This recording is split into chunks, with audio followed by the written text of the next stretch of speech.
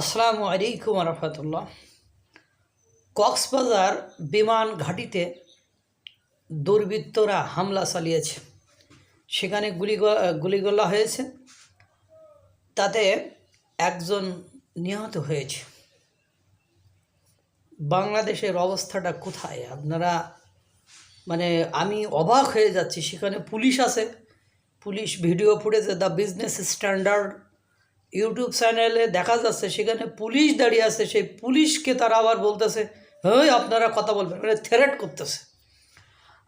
স্থানীয়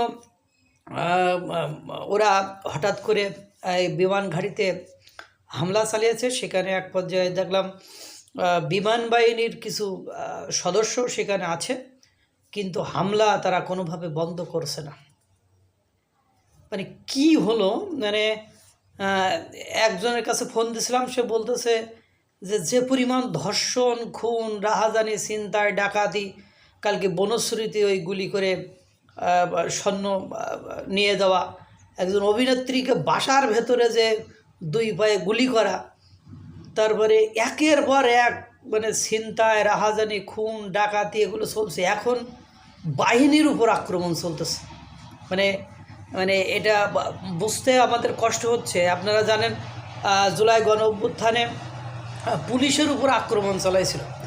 সে পুলিশ, অনেক নিরীহ পুলিশ মারা গিয়েছে, তাদের তো বিচার হয়নি, ইনডেমনিটি দিয়ে ক্ষমা করে দিয়েছে। যারা অপরাধ করেছিল তাদের সাজা হোক, কিন্তু কথা হলো সিরাজগঞ্জে যে 13 জন পুলিশ মারা গেল, তারা তো সব স্টেশনের ভেতরেই ছিল।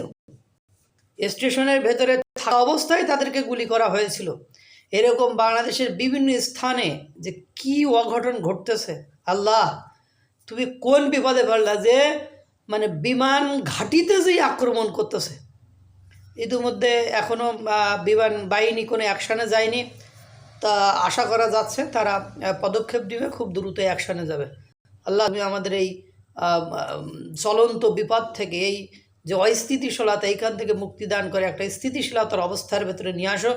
আল্লাহ তাআলা সকলকে ভালো রাখুক, সুস্থ রাখুক। আসসালামু আলাইকুম ওয়া রাহমাতুল্লাহ।